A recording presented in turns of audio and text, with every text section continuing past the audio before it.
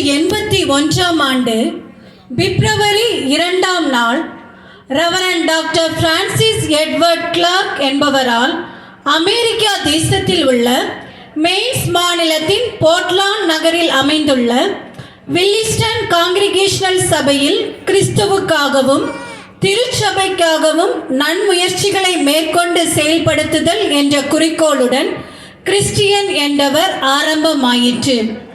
1887ஆம் ஆண்டு doctor Howard B cruise என்ற Baptist போதகர் CE சின்னத்தை வடிவமைத்தார்.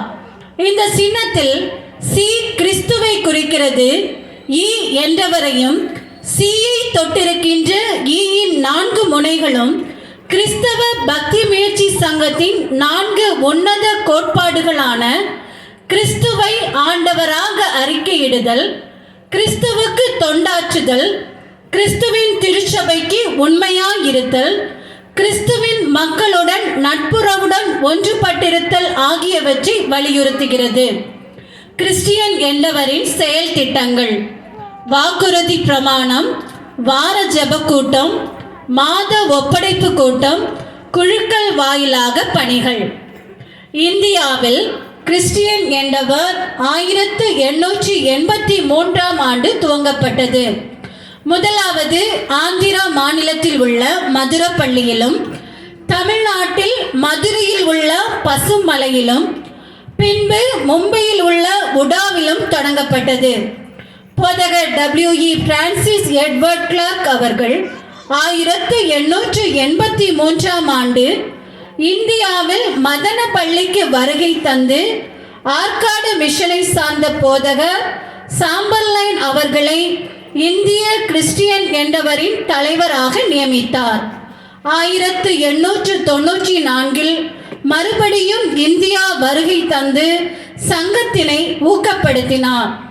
இந்திய கிறிஸ்தவ பக்தி முயற்சி சங்க தலைவராக கன்னியாகுமரி பேராயத்தை சார்ந்த reverend J.A. Jacob, most reverend I.R.H. Gnanadasan ஆகியோர் சிறப்பாக பணியாற்றி உள்ளனர். தென்னிந்திய திருச்சபை கன்னியாகுமரி பேராயத்தில் கிறிஸ்தவ பக்தி முயற்சி சங்கம் நீண்டகால வரலாறு கொண்டதாகும். இச்சங்கம் வாலிபர் ஐக்கியம் என்னும் பெயரில் அறியப்பட்டிருந்தது.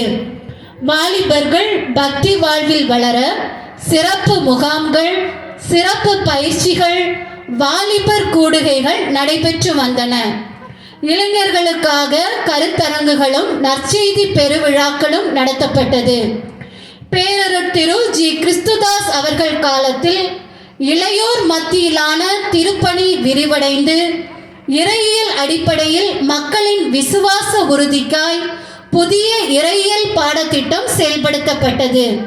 திருமறைக்கு திரும்புவோம் என்ற தலைப்பில் திருச்சபையும் கோட்பாடுகளும், திருமறையில் அரசுகளும் இறையரசும் போன்ற தலையங்கத்தில் இளையர் ஊழியராக இருந்த அருட்திருவாளர் டி. ஜஸ்டின் தேவதாசன் அவர்களால் வெளியிடப்பட்டது. பேரருட் திரு M.I. கேசரி அவர்கள் திருப்பணி காலத்தில் இளைய திருப்பணிக்குழு இயக்குநராக அருட்திருவாளர்கள் டி. ஜஸ்டின் தேவதாசன், வெஸ்லின் கிறிஸ்டோபர் தங்கையா அவர்களால் கிறிஸ்து காட்டும் திருச்சபை, முழங்கும் எக்காலங்கள், உடைக்கப்பட்ட முத்திரைகள், புதிதாக்கும் இறைவன் என வெளிப்படுத்தின விசேஷத்தை மையப்படுத்தியும், பாடுகளின் ஆழத்தில் என்னும் தலையங்கத்தில் எரேமியா தீர்க்கதரிசன நூலை மையப்படுத்தியும் பாடத்திட்டம் வெளியிடப்பட்டது. பேரருட் திரு அறிவர் ஜி. தேவகடாட்சம் அவர்கள் திருப்பணி காலத்தில் திருப்பணிக்காக தனித்தனி துறைகள் 2002ஆம் ஆண்டு அமைக்கப்பட்டன. இளையோர் கரிசனை துறையில் அருட்திருவாளர்கள் S. ஜான் சகாயம், S. John Milton, S. Wilson ஆகியோர் இயக்குநர்களாக இருந்தபோது, கிறிஸ்தவ பக்தி முயற்சி சங்கத்தில் திசை காட்டும் தீபஸ்தம்பங்கள் என்னும் தலையங்கத்திலும் அருட்திருவாளர் R. பிரேம் செல்வசிங் அவர்கள் இயக்குநராக இருந்தபோது கரை காட்டும் கலங்கரை விளக்கு என்ற தலையங்கத்திலும் பாடத்திட்டங்கள் வெளியிடப்பட்டன. பேரருட் திரு அறிவர் A.R. செல்லையா அவர்கள் திருப்பணி காலத்தில் அருள் திரு R. டட்ஸ் ஞானராபி அவர்களால் கரை காட்டும் கலங்கரை விளக்கு, விசுவாச பயணம் தொகுதி என்னும் பாடத்திட்ட கையேடு 6 புத்தகங்களாக வெளியிடப்பட்டுள்ளன. இயக்குனர் அருள் திரு ஆர் ரஞ்சித் சுதி அவர்களால் விசுவாச பயணம் என்னும் தலையங்கத்தில் பாட கையேடுகள் வெளியிடப்பட்டுள்ளன.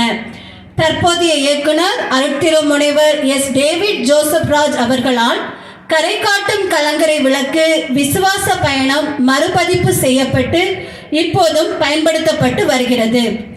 கிறிஸ்தவ பக்தி முயற்சி சங்கத்தின் எதிர்பார்ப்புகள்: கிறிஸ்தவ பற்றுறுதியில் வளருதலும் உறுதியாயிருத்தலும், தலைமைத்துவ பயிற்சி, சிறந்த குடிமக்களாக கிறிஸ்தவ பக்தி முயற்சி சங்க உறுப்பினர்களை உருவாக்குதல், திருச்சபை திருப்பணி விடைகளை தாங்குகிறவர்களாக ஏற்படுத்துதல்.